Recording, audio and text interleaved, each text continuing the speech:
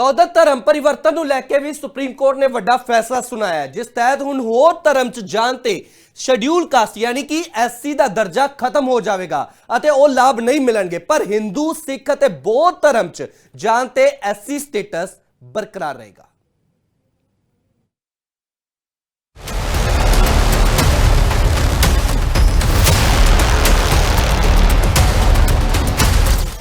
ਤਾਂ ਧਰਮ ਪਰਿਵਰਤਨ ਨੂੰ ਲੈ ਕੇ ਸੁਪਰੀਮ ਕੋਰਟ ਨੇ ਵੱਡਾ ਫੈਸਲਾ ਸੁਣਾਇਆ, ਜਿਸ ਦੇ ਤਹਿਤ ਹੁਣ ਹੋਰ ਧਰਮ ਦੇ ਵਿੱਚ ਜਾਣ ਤੇ ਸ਼ਡਿਊਲ ਕਾਸਟ ਦਾ ਦਰਜਾ ਖਤਮ ਹੋ ਜਾਵੇਗਾ। ਉਹਨਾਂ ਨੂੰ ਸੰਬੰਧਿਤ ਲਾਭ ਨਹੀਂ ਮਿਲਣਗੇ, ਪਰ ਹਿੰਦੂ, ਸਿੱਖ ਤੇ ਬੌਧੀ ਧਰਮ ਦੇ ਵਿੱਚ ਜਾਣ ਤੇ SC ਸਟੇਟਸ ਬਰਕਰਾਰ ਰਹੇਗਾ। ਮੰਗਲਵਾਰ ਨੂੰ ਦਿੱਤੇ ਗਏ ਇੱਕ ਮਹੱਤਵਪੂਰਨ ਫੈਸਲੇ ਦੇ ਵਿੱਚ ਸੁਪਰੀਮ ਕੋਰਟ ਨੇ ਸਪਸ਼ਟ ਤੌਰ ਤੇ ਕਿਹਾ ਹੈ ਕਿ ਅਨੁਸੂਚਿਤ ਜਾਤੀ ਦਾ ਦਰਜਾ ਸਿਰਫ ਹਿੰਦੂ, ਸਿੱਖ ਜਾਂ ਬੌਧੀ ਧਰਮਾਂ ਦੇ ਨਾਲ ਸੰਬੰਧਿਤ ਵਿਅਕਤੀਆਂ ਨੂੰ ਪ੍ਰਾਪਤ ਹੈ। ਜੇਕਰ ਕੋਈ ਵਿਅਕਤੀ ਇਹਨਾਂ ਤਿੰਨਾਂ ਧਰਮਾਂ ਦੇ ਵਿੱਚੋਂ ਕਿਸੇ ਦੂਜੇ ਧਰਮ ਜਿਵੇਂ ਈਸਾਈ ਧਰਮ ਜਾਂ ਇਸਲਾਮ ਦੇ ਵਿੱਚ ਪਰਿਵਰਤਨ ਹੋ ਜਾਂਦਾ ਹੈ ਤਾਂ ਉਹ ਆਪਣਾ ਅਨੁਸੂਚਿਤ ਜਾਤੀ ਦਾ ਦਰਜਾ ਗਵਾ ਬੈਠਦਾ ਹੈ। ਜਸਟਿਸ PK ਮਿਸ਼ਰਾ ਤੇ ਜਸਟਿਸ ਮਨਮੋਹਨ ਦੀ ਬੈਂਚ ਨੇ ਕਿਹਾ ਕਿ ਕੋਈ ਵੀ ਵਿਅਕਤੀ ਜੋ ਹਿੰਦੂ ਧਰਮ, ਸਿੱਖ ਧਰਮ ਜਾਂ ਬੁੱਧ ਧਰਮ ਤੋਂ ਇਲਾਵਾ ਕਿਸੇ ਹੋਰ ਧਰਮ ਨੂੰ ਮੰਨਦਾ ਹੈ ਤਾਂ ਉਹ ਅਨੁਸੂਚਿਤ ਜਾਤੀ ਦਾ ਮੈਂਬਰ नहीं हो सकता।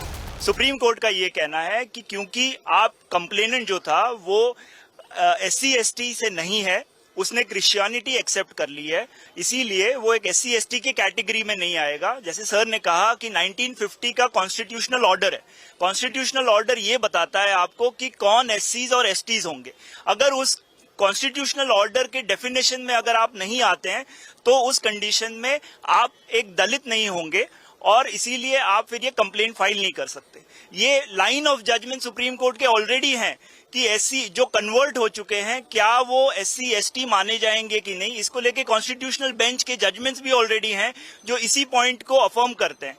तो इसीलिए आज का जजमेंट जो है वो पहले के प्रीवियस बहुत सारे जजमेंट्स, कॉन्स्टिट्यूशनल बेंच जजमेंट्स को रीअफर्म कर रहा है कि SC ST कौन होगा।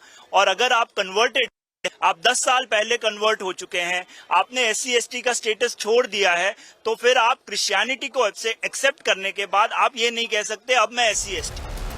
ਜ਼ਿਕਰ ਖਾਸ ਹੈ ਕਿ ਫੈਸਲਾ ਇੱਕ ਪਾਸਟਰ ਚਿੰਤਦਾ ਆਨੰਦ ਦੀ ਪਟੀਸ਼ਨ ਤੇ ਆਇਆ ਹੈ, ਜਿਸ ਨੇ 2021 ਦੇ ਵਿੱਚ ਇੱਕ ਵਿਅਕਤੀ ਵਿਰੁੱਧ ਕੁੱਟਮਾਰ ਅਤੇ ਜਾਤੀ ਸੂਚਕ ਸ਼ਬਦਾਂ ਦੀ ਵਰਤੋਂ ਦੇ ਦੋਸ਼ ਦੇ ਵਿੱਚ SC ST ਐਕਟ ਤਹਿਤ ਕੇਸ ਦਰਜ ਕਰਵਾਇਆ ਸੀ। ਹਾਈ ਕੋਰਟ ਨੇ ਪਹਿਲਾਂ ਹੀ ਕਿਹਾ ਸੀ ਕਿ ਈਸਾਈ ਧਰਮ ਦੇ ਵਿੱਚ ਜਾਤ ਪ੍ਰਣਾਲੀ ਦਾ ਕੋਈ ਵੀ ਸਥਾਨ ਨਹੀਂ ਹੈ, ਇਸ ਲਈ ਇੱਕ ਵਾਰ ਜਦੋਂ ਕੋਈ ਵਿਅਕਤੀ ਈਸਾਈ ਬਣ ਜਾਂਦਾ ਹੈ ਤੇ ਉਸ ਧਰਮ ਦਾ ਪਾਲਣ ਕਰਦਾ ਹੈ ਤਾਂ SC ST ਐਕਟ ਦੀਆਂ ਧਾਰਾਵਾਂ ਦੀ ਵਰਤੋਂ ਨਹੀਂ ਕਰ ਸਕਦਾ। ਸੁਪਰੀਮ ਕੋਰਟ ਨੇ ਨੋਟ ਕੀਤਾ ਹੈ ਕਿ ਪਟੀਸ਼ਨ ਕਰਤਾ ਪਿਛਲੇ ਇੱਕ ਦਹਾਕੇ ਤੋਂ ਪਾਸਟਰ ਵਜੋਂ ਕੰਮ ਕਰ ਰਿਹਾ ਸੀ ਅਤੇ ਘਟਨਾ ਵਾਲੇ दिन भी प्रार्थना सभा कर रहा सी, जिस तो साबित हुंदा है कि ईसाई सी। अदालत ने कहा कि 1950 के संविधानक हुक्मां के अनुसार निर्धारित धर्मां तो इलावा किसी होर धर्म दे विच परिवर्तन करन दे नाल SC दर्जा खत्म हो जाता है अते हुण सुप्रीम कोर्ट के इस फैसले ने नवीं चर्चा छेड़ दित्ती है। Bureau report, living India news.